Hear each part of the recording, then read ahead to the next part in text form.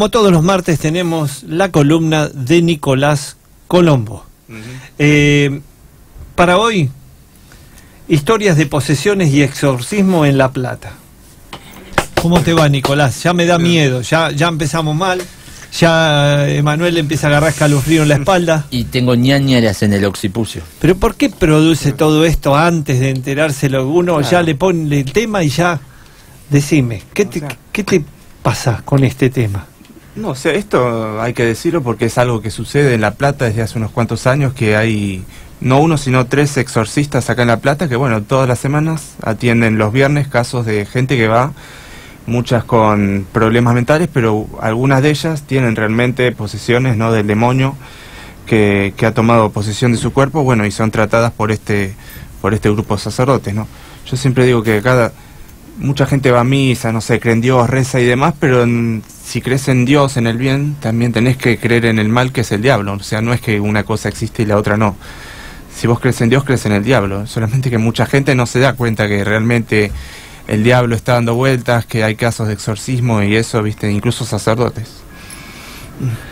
Yo cuando voy al banco y le pido al gerente plata y lo veo que se pone como loco y camina por las paredes, yo, para mí ese tipo está poseído, ¿viste?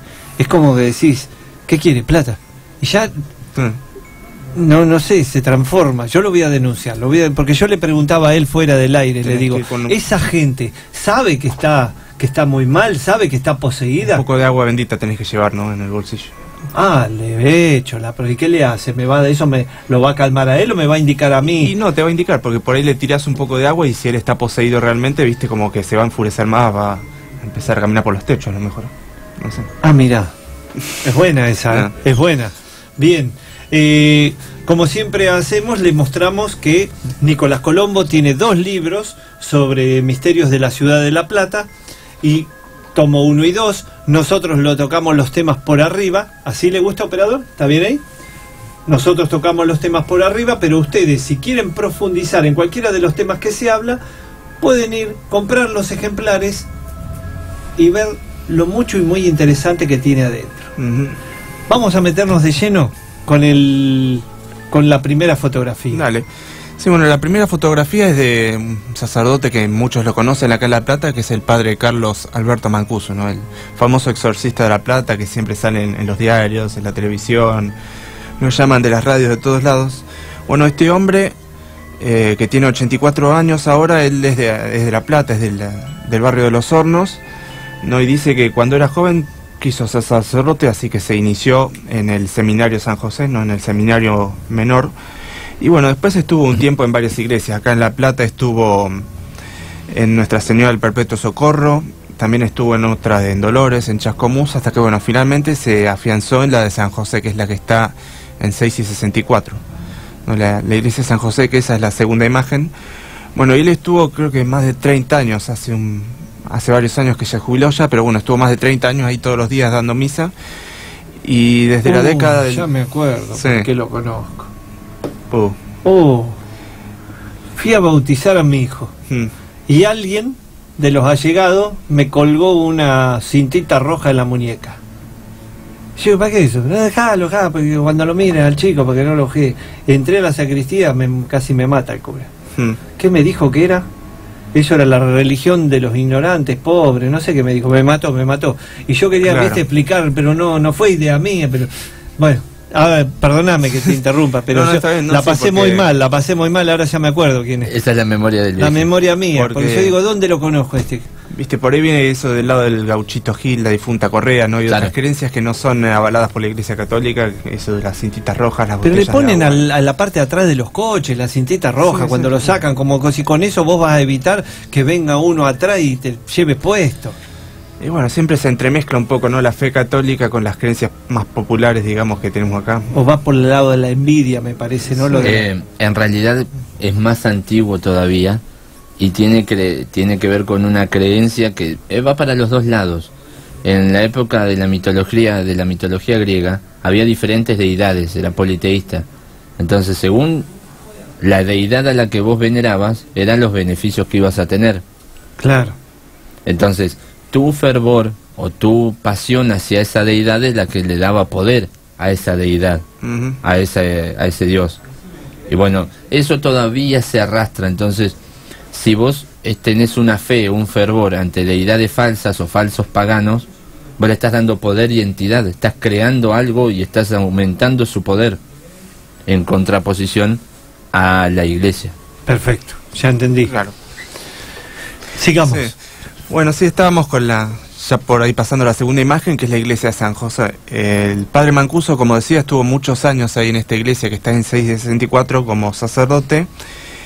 Y bueno, también en un momento dice que, bueno, él empezó como sacerdote, como todos los sacerdotes, dando misa, casando, haciendo bautismos, pero dice que en la década del 80 llegó a tener contacto con los exorcismos, que por ahí todavía es un tema tabú incluso dentro de la Iglesia Católica, ¿no? Hay muchos sacerdotes que no creen en los exorcismos.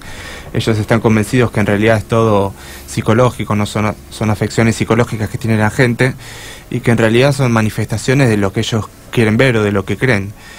Y bueno, entonces dice que había un sacerdote español que era el padre Sagrera, que estaba en esa iglesia, y un día lo llamó a Mancuso junto a otros sacerdotes más, porque había una persona que estaba poseída y que iba a ir para que le realizaran el ritual del exorcismo, ¿no? Para librarla del demonio.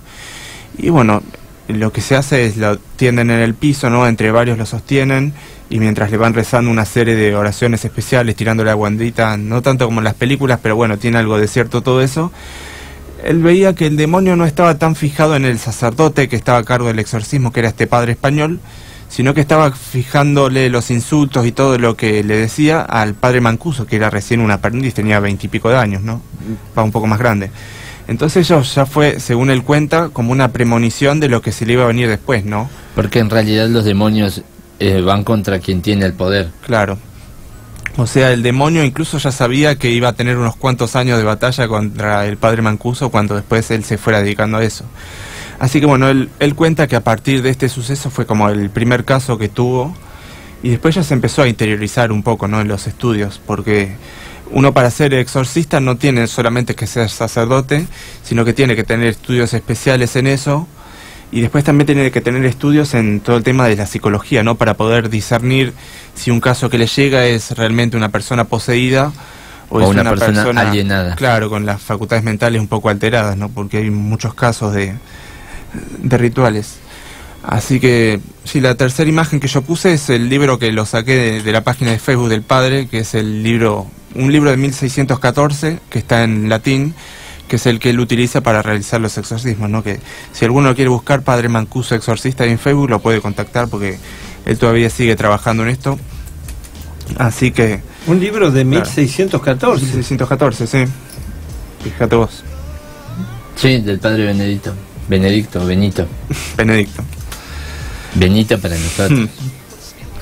Pero bueno, sí, él tiene este texto que siempre lo lee cuando realiza los exorcismos, no mientras una serie de ayudantes lo ayudan a contener el cuerpo, porque dice que a veces no esa persona que está con el demonio dentro, dice que tiene una fuerza sorprendente, ¿no? Que trata de liberarse y a veces necesitan hasta 20 personas para sostenerlo.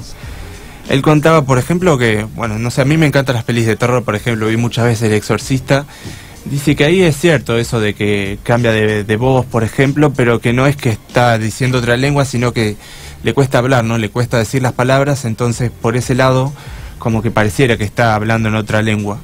Y después también obviamente lo de caminar por las paredes, caminar por los techos y todo eso de girar la cabeza como en la peli de Exorcista, eso es totalmente falso. Lo que sí es cierto es lo de la fuerza, que tiene bastante fuerza, que la gente se pone muy violenta, y eso es porque realmente tiene el demonio adentro.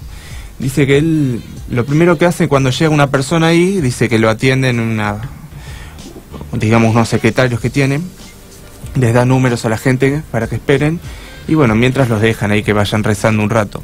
Y después él más o menos ya tiene el ojo para ver si la persona está poseída o no. Dice que, por ejemplo, una vez me contaron que le hacía una pequeña trampa al demonio. Dice que apareció una persona que supuestamente estaba poseída, ¿no?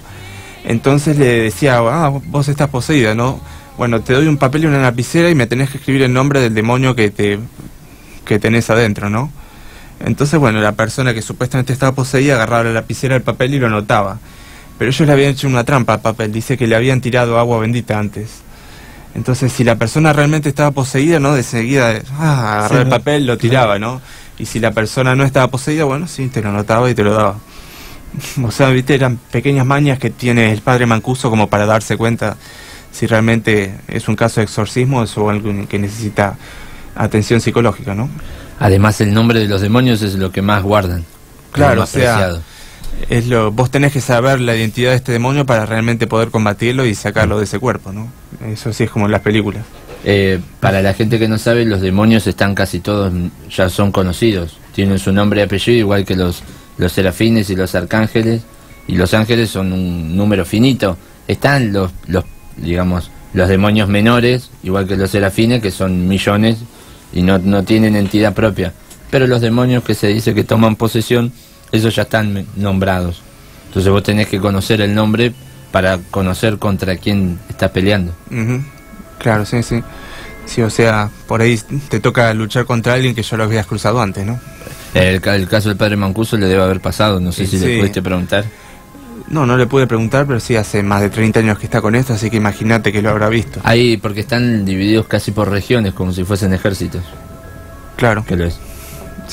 Sí, bueno, y también está dividido un poco el tema de los exorcistas, ¿no? Porque acá en La Plata, bueno, el padre Mancuso tiene 84 años, ya se jubiló y, viste, ya está bastante viejito. Entonces dice que él tomó como aprendices ahora 2 sacerdotes que lo acompañan, ¿no? Los exorcismos están tratando un poco de aprender el oficio como para después relevarlo cuando él ya no esté. Y él los hace de oficio, dice, todos los viernes, hace exorcismos, porque ya tiene autorización del arzobispo acá de La Plata, que lo conoce de hace un montón de años, bueno, y Aguer, que ya se jubiló también, que lo conoce de hace un montón de años, pero si no, cada diócesis que hay en la provincia o en otras provincias, el único que puede realizar exorcismos es el que está a cargo de la diócesis, el arzobispo o el obispo. Después, si un sacerdote quiere realizar un exorcismo, tiene que pedir autorización a él, porque si no, no puede. Mira. O sea, eso es así, y creo que, salvo esto, obispos y arzobispos, el Papa es el único que no tiene que pedirle permiso a nadie para hacer un exorcismo. O sea, es algo bastante difícil y reservado. De hecho, hay algunas provincias, algunos lugares que los sacerdotes no creen, como les decían, ellos no creen en el demonio y dicen, no, en realidad los exorcismos es todo un verso, todo un cuento, y la persona que cree tener al demonio en realidad tiene las facultades mentales alteradas y tiene que hacerse tratar por médicos, no por un sacerdote. Entonces por eso es que al padre Mancuso le llegan, por ahí veo que le llegan muchas visitas de, no sé, Santiago del Estero, Santa Fe.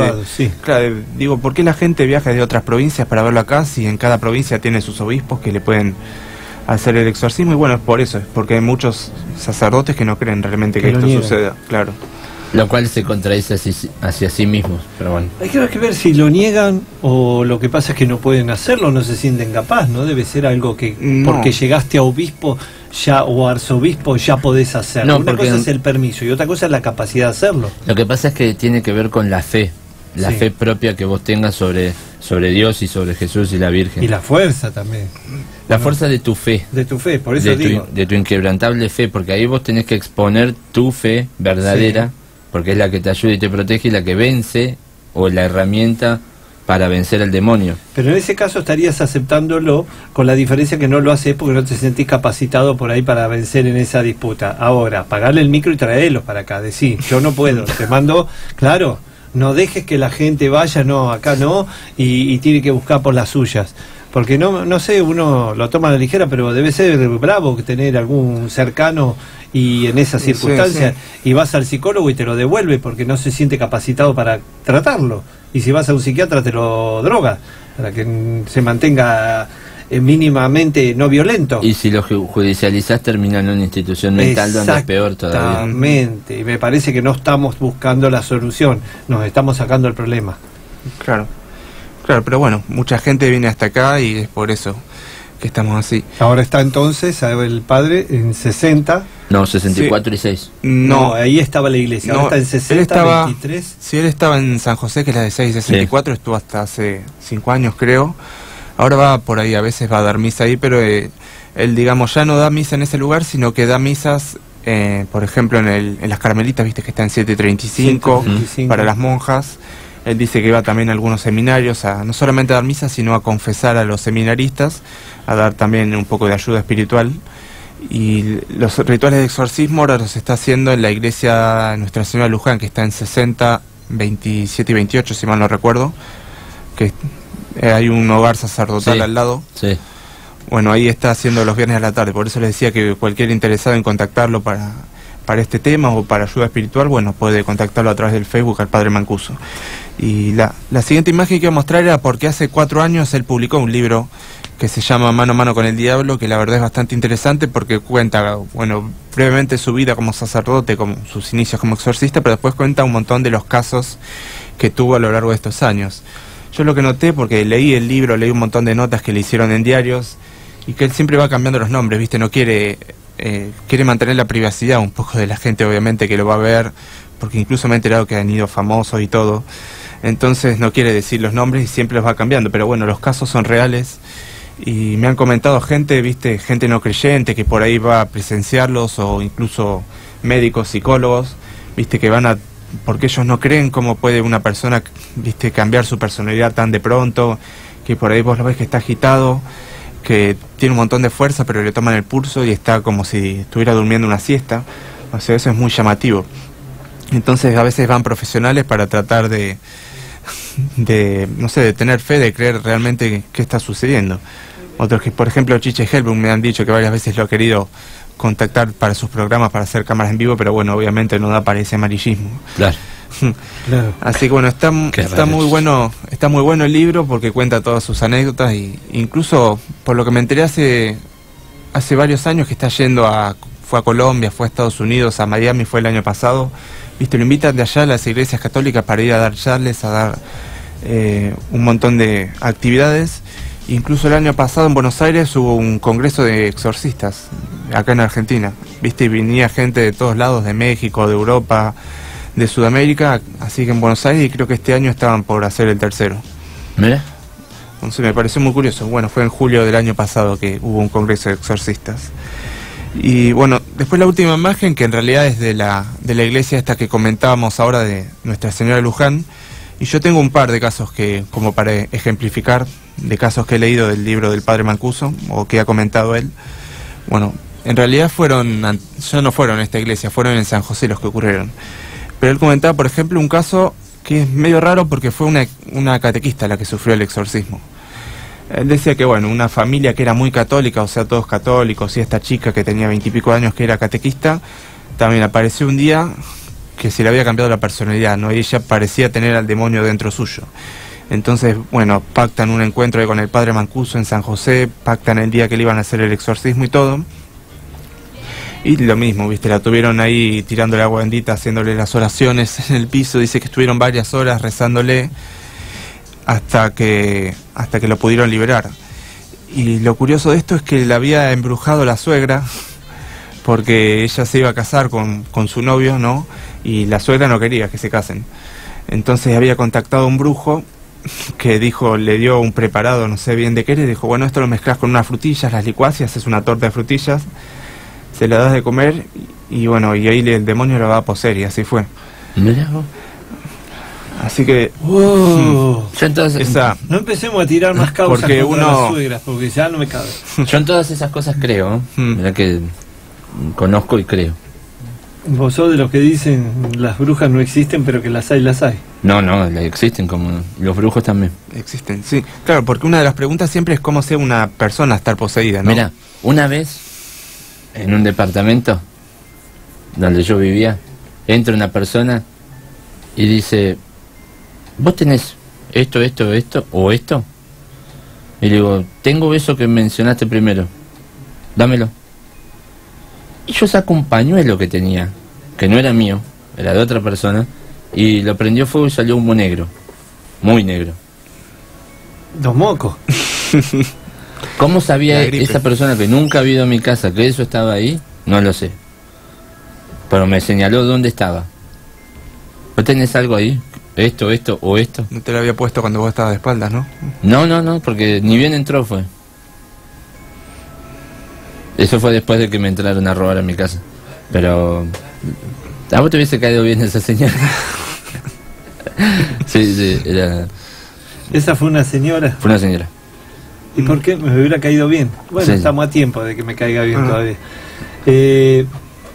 Hoy decías los psicólogos o los profesionales que van a ver esos casos. Yo digo, ¿cómo pueden ellos? Si la psicología trata gente que tiene más de una personalidad, sí, ¿no? ¿Cómo puede ser que nieguen esto otro? O una cosa es tan abstracta como la otra. ¿Se entiende o no? Sí, se entiende, pero es que es una cuestión de fe.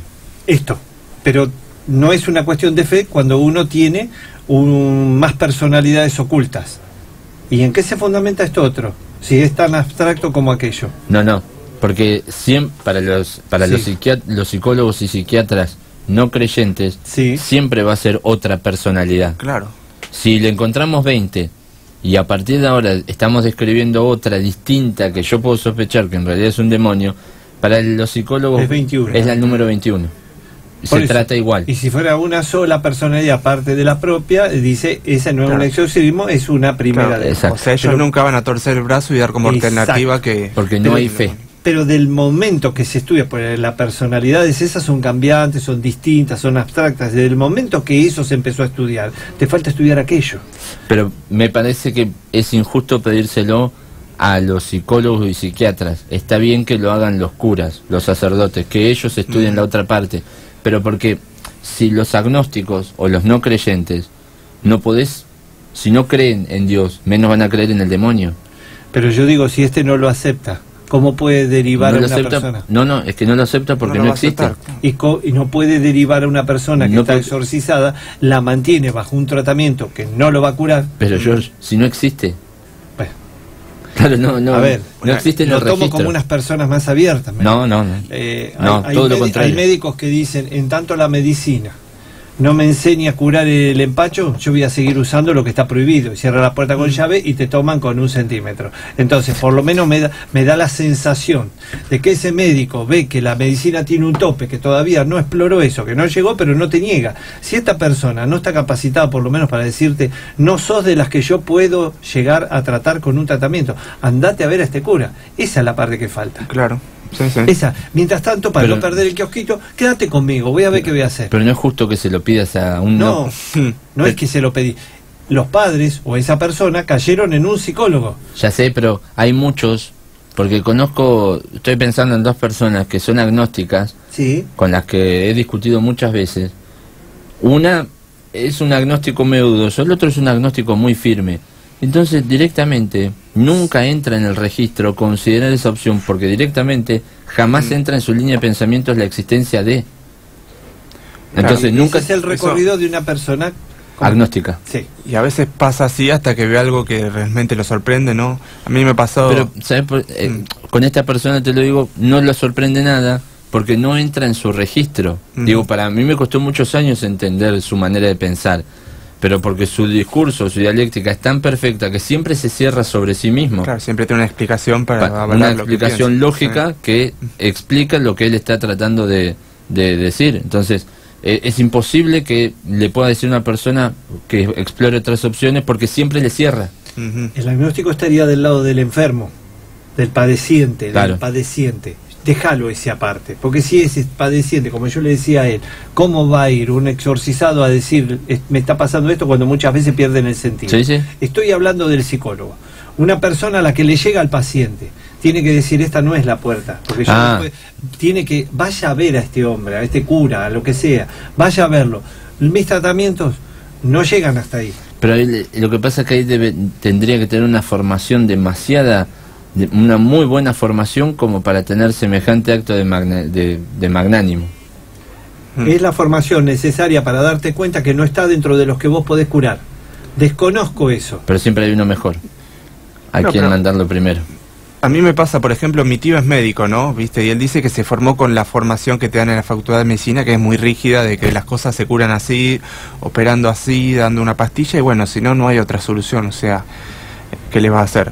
Pero dice que, bueno, yendo a congresos, yendo a charlas, ¿no?, que siempre se están actualizando los médicos, vio que había otros tratamientos alternativos, ¿viste? Que los médicos los tienen algunos como que no, que son puro cuento, sí, ¿viste? Y entonces él es traumatólogo y, por ejemplo, hace unos años quedó maravillado con la ozonoterapia, porque dice que ahora, no sé, una lumbalgia, algún tema de las vértebras o... Algo que se usó en la Segunda Guerra Mundial y que después se dejó en desuso. Claro. algo que él decía que antes era 100% quirúrgico, que lo único que había que hacer era operar y cruzar los dedos para que todo saliera bien. Ahora le aplico Sono y ve resultados que son casi mágicos, ¿viste? Y claro, y son técnicas que muchos médicos lo creen así, como que son casi mágicas y es puro verso, ¿viste? Sí, vos si querés andar fulano, pero yo no te recomiendo que te funcione, que te dé efecto. Y entonces veo que está... Y ahí es donde entra claro. lo que dice Jorge, porque esa persona, O sea, que para esto chamullo, nunca va a entrar en el registro de otra opción porque siempre le cuadra en su cuadro. Es muy limitada esa persona. Él creía que era... No, ahí en este caso el Este médico. médico creía que era puro chamullo hasta que vio que le funcionó realmente con casos que él, viste, él tiene un montón, más de 30 años de experiencia como médico y vio casos, ya tiene un montón de experiencia, pero casos que solamente se curaban quirúrgicamente, ahora vio que en unos meses con esta aplicar ozono se curan, viste, y ahí ya empezó a creer. Y bueno, quizá en los psicólogos si van y ven los exorcismos y realmente toman cartas en el asunto y se dan cuenta que puede ser otra cosa que ellos no saben o desconocen, ahí ya van a cambiar de parecer. Pero no tienen esa formación. Pero está bueno, porque yo los diferencio entre estos que él dice, claro, que van a mirar. Hay que ser de mente abierta. Tenés que tener la duda adentro. Voy a ir a mirar a ver si son unos chantas o esto que tienen es distinto, yo no lo sé hacer y es para algunos casos, no es para que le pase todos los pacientes. Es una derivación, un caso entre 1000 o de 1.000.000. Eso es un acto de sí, algunos donde le demostraría dicen... su magnanicidad. Exacto. Y lo otro, ¿para qué es? Soberbia. Ah, no, como decís vos, mezquindad. Mezquindad.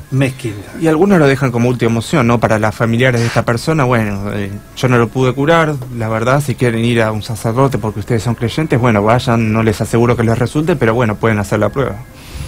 Así pero que esto más es así. vale, o él puede buscar un par de testeo para saber, hablando así con un cura de estos, cómo hago yo para derivarlo, estar seguro que es eso y tampoco otra cosa a la que yo no conozco y ustedes tampoco. Pero una vez que lo pueda derivar, tenés que decírselo, es magnánimo, eso es como, la ciencia me da hasta acá, no sé más. Pero ¿cuánto les cuesta decir, yo no puedo, tengo mis limitaciones? Pero yo conozco los casos que puedo tratar, no te tendría que costar. Te lo agarra un psiquiatra y te lo dopa. Y si no, como vos decís, lo judicializás, va a terminar en un internado y que te atienda Magoya. Eso ya lo sé. ¿Tenés otro caso, Nico? Sí, tengo otro caso. No, otro, como les decía, viste que es un muchacho de 20 años, dice que vino de Santiago del Estero porque allá no lo querían atender, entonces vino acá a La Plata con su familia. Este hombre, por lo que decía, también había hecho un pacto con el diablo, viste, se había metido en una de estas sectas, porque el padre Mancuso siempre dice que la gente o lo embrujan, como pasó con esta catequista, o porque se mete a alguna secta, umbanda, viste, una cosa medio rara que hacen pactos con el demonio. Esas son como las dos grandes vías de ingreso para que el demonio en realidad se te meta. Decía que bueno, que este hombre había hecho un pacto con el diablo, que el diablo le había prometido que hasta los 60 años iba a tener mujeres, iba a tener dinero, iba a tener un montón de éxito, de salud, pero bueno, cuando llegara a esa edad iba a morir y para irse al infierno. O sea que este era el pacto que había hecho con el diablo. Y a cambio, él lo que tenía que ir es haciéndole tributos al demonio, ¿no? El demonio le iba pidiéndole que le haga tributos, que le haga sacrificios hasta esa edad.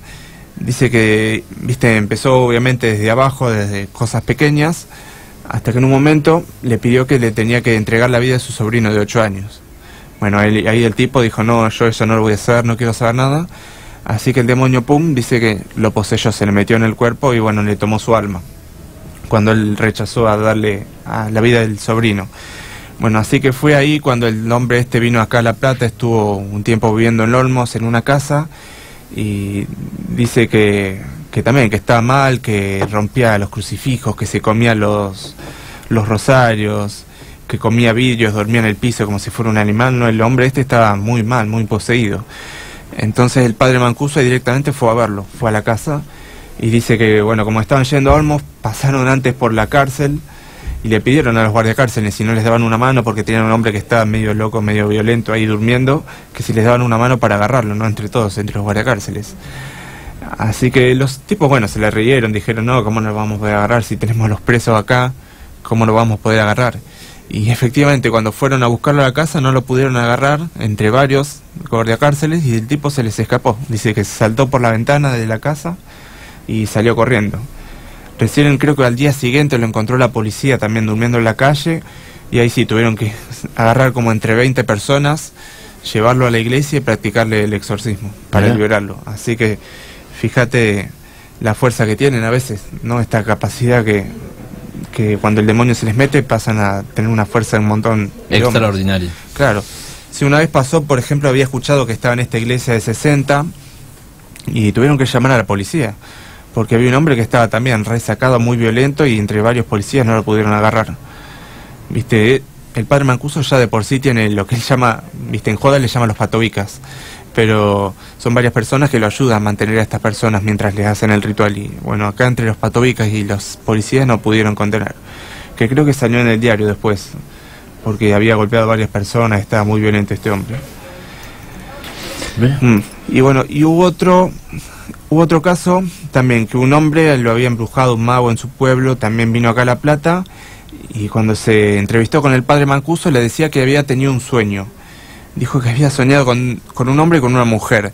El hombre era justo el padre Mancuso. Dice que él había visto también un hombre canoso, así medio viejito, y cuando lo vio al padre era él. Dice que se le había presentado.